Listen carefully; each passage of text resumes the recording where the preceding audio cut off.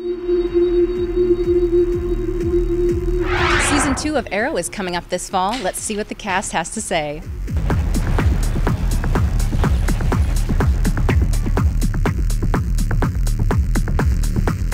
Everything that happens with Oliver, every decision that Oliver makes going forward is influenced by Tommy's death and what Tommy thought of Oliver when he died. How is Oliver going to deal with his, failure at the end of last season?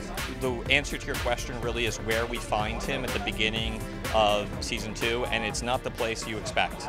You'll see he's made some decisions in light of that experience that do not sit well with Diggle and Felicity.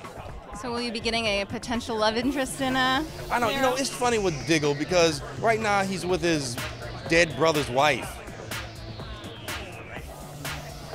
Yeah, we're going to make some choices about that. But yes, you will be seeing more romance for Diggle. With the Black Canary joining the show, how is that going to change your dynamic with Oliver?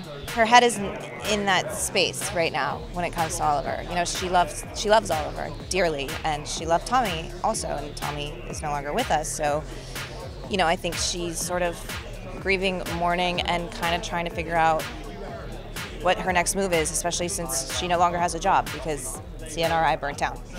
Last season was really much more about Oliver Queen being a vigilante, and this season, he even says in the first episode that he doesn't want to be the Hood anymore. He really wants to be a hero. So for us, the season is really about him evolving from being the Arrow to being the Green Arrow. Manu Bennett, he is back as Slade Wilson, and the flashbacks are such an important part of our story, and seeing the friendship between Oliver Queen and Slade Wilson grow and change, which really influences the present day story. It's very exciting for us. Comic book fans know that Slade Wilson ultimately becomes Deathstroke, and I don't think I'm spoiling anything to say that evolution will see fruition over the course of season 2, and Manu just embodies that character at this point. Can you tell us the differences between working on Teen Wolf and on Arrow? I'm not sitting in hours of prosthetic makeup, but at the same time, it's nice to leave a cast that that was my family and still is my family, and come into another one that has been really welcoming. So it's fun. Can you tell us about the differences of working on Dexter versus Arrow? It was funny with Dexter because every time I get a script on Dexter, I'll look and see, am I going to die? I'm not looking at that, so that's one difference.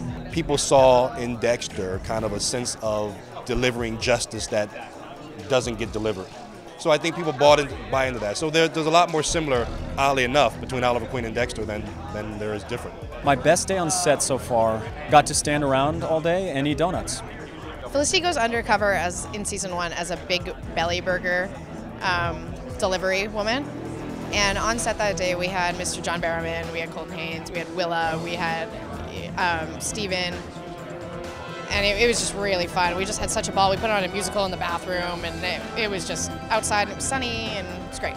What have the challenges and pleasures been in shooting in Vancouver? Honestly, the toughest thing is just that, we're a really tight-knit group, the production and the cast and the writers, and, just being in different cities sometimes makes that a challenge. But, Vancouver, the show has this sort of gritty, Seven-esque, dark city, and, the rainy season in Vancouver really lends itself for that.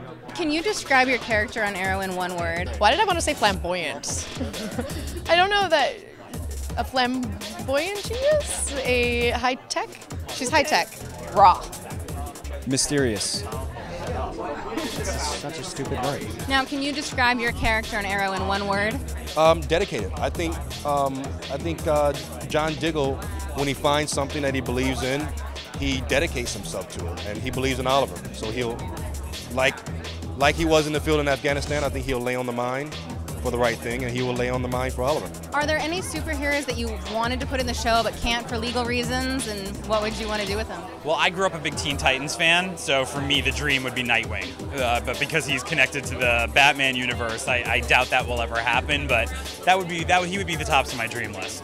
I gotta go Batman. This particular version of Green Arrow that we're doing on the show, I think would sort of surprise Batman. In some ways, we've created a vigilante that's even more sort of harder edged than Batman himself. The difference being Batman, no matter what, does not kill, and we've, had a Green Arrow that's a lot darker and edgier even than Batman. I think the two of them would, sparks would fly, and it would be a lot of fun. If you could be any superhero or villain in any universe, who would you be and why? future Catwoman here. I know Michelle Pfeiffer did gymnastics, which I have a background in gymnastics, I'm just saying.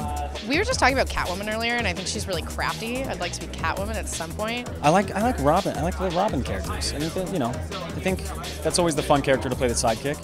And I think because they get the fun lines. They get the really funny kind of quippy lines, which would be fun to do. I would probably be the Flash.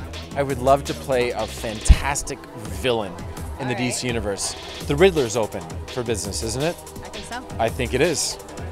The Riddler is my answer. All right, great. And why is that? Because I love villains. I love villains. Villains, I mean, that was one of the cool things about Oliver in season 1. He wasn't really a hero at all.